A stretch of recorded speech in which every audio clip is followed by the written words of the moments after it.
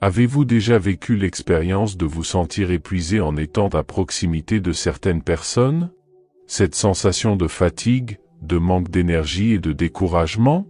Il se peut que vous ayez rencontré des personnes qui, d'une manière ou d'une autre, semblent aspirer votre énergie vitale et votre bonheur.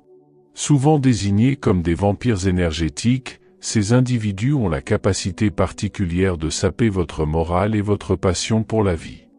Ils sont experts pour souligner le côté négatif de toute circonstance et habiles à partager ces perspectives sombres. Ils semblent trouver satisfaction dans leur propre tristesse, et s'ils le peuvent, cherchent à entraîner d'autres dans leur sphère de mécontentement. Ils vivent comme s'ils étaient enlisés dans une mer de négativisme, désirant avoir de la compagnie dans leur malheur. L'origine de ce comportement réside souvent dans l'incapacité de ces personnes à adopter une attitude optimiste face à la vie. Elles sont ancrées dans une mentalité de pénurie, percevant l'existence comme un état constant de manque d'opportunités, de bonheur, d'amour et de ressources, ce qui les conduit à se concentrer uniquement sur le négatif. Dans mon voyage, j'ai croisé plusieurs vampires énergétiques, présents dans les lieux de travail, les communautés, parfois, même au sein du foyer. Interagir avec eux peut être épuisant et difficile, mais il est crucial de reconnaître l'impact qu'ils peuvent avoir sur notre bien-être psychologique et émotionnel. Il est courant de rencontrer des personnes qui priorisent les aspects négatifs de la vie, négligeant les positifs. Par exemple, quelqu'un peut vivre de nombreux moments agréables dans un restaurant, mais choisir de se concentrer sur une unique expérience de service lent. Ce modèle de comportement est typique des vampires énergétiques. Ces personnes se montrent généralement profondément malheureuses et, intentionnellement ou non, cherchent à diffuser cette malheur. Elles sont toujours à la recherche d'individus qui résonnent avec leur manière de penser ou qui peuvent être attirés dans leur sphère de pessimisme. Personnellement, j'adopte le principe de ne pas essayer de changer les autres. Je préfère une approche simple. Si quelqu'un montre de l'intérêt pour mes idées ou croyances et souhaite dialoguer à leur sujet, je suis ouvert à la conversation. Cependant, j'évite les efforts de persuasion, car ils tendent à m'entraîner dans le même bourbier de négativité. Il y a des moments où éviter ces vampires énergétiques n'est pas réalisable. Dans ces cas, mon principal conseil est de ne pas se laisser absorber par leur négativité. Maintenir une attitude positive face à eux peut être un défi émotionnellement épuisant. Souvent, il est plus avantageux de se maintenir poliment à distance, en se concentrant sur le positif et en ne permettant pas que leur vision toxique influence votre état d'esprit. Maintenir cet équilibre est difficile, surtout si le vampire énergétique est quelqu'un de proche, mais il est vital pour préserver votre santé mentale et émotionnelle. Dans les situations sociales qui comptent avec la présence d'un vampire énergétique, faire face à cette dynamique peut être compliqué.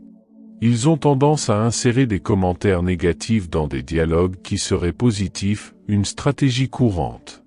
Dans ces moments, il est essentiel de trouver une façon de gérer la situation sans que cela affecte votre état d'âme ou l'ambiance générale. Les vampires d'énergie cherchent souvent des interactions. Ils se délectent de provoquer des problèmes, d'inciter à des discussions et de générer du tumulte. Ils trouvent du plaisir à attirer les autres dans leur domaine de négativité. En les ignorant, vous neutralisez leur tentative de vous tirer dans leur tourbillon de drame.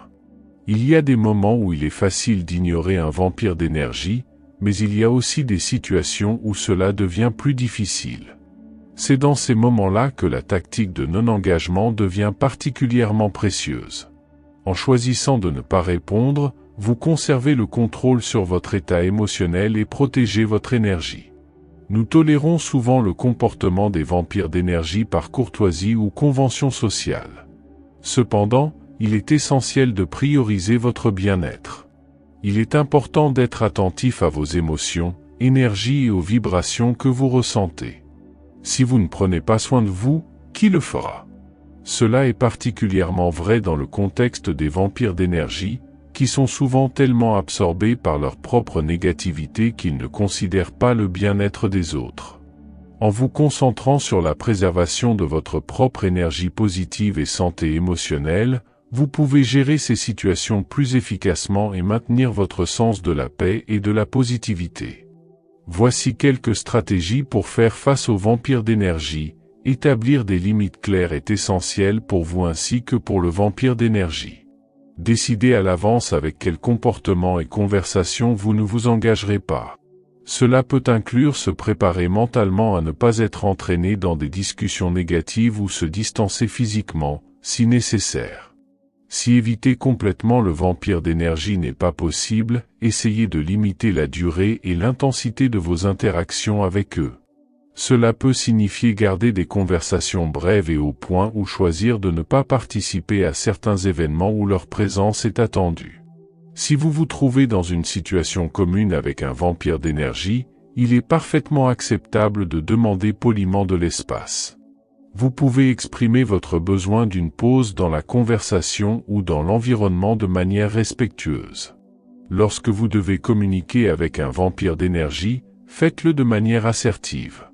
Cela signifie exprimer vos pensées et sentiments avec confiance et direction, sans être agressif. Par exemple, dans une conversation négative, vous pouvez, fermement mais poliment, changer le sujet ou vous excuser de la discussion. Apprendre à dire non est un outil puissant pour maintenir vos limites. Vous n'êtes pas obligé d'accepter chaque demande ou invitation, surtout si cela compromet votre santé émotionnelle, mentale et spirituelle. Apprendre à dire non sans se sentir coupable est une étape cruciale pour se protéger des influences négatives. Si vous vous sentez épuisé ou surchargé, il est important de prendre des pauses. Cela peut être une courte promenade, un moment de silence, ou s'engager dans une activité qui recharge votre énergie. Gardez votre calme en traitant avec un vampire d'énergie. Réagir de manière excessive peut encourager leur désir de drame et de négativité. Au lieu de cela, répondez calmement et ne laissez pas leur comportement affecter votre état émotionnel. Il est essentiel de se rappeler que votre santé mentale, émotionnelle et spirituelle doit toujours passer en premier. Naviguer dans vos relations avec les vampires d'énergie avec cette attitude peut aider à préserver votre paix et équilibre personnel. J'espère que ce contenu vous sera utile. Si vous avez apprécié cette vidéo, partagez-la avec vos proches et racontez-nous votre expérience dans les commentaires. Je serai heureux de lire et d'apprendre de vos histoires. Passez une excellente journée.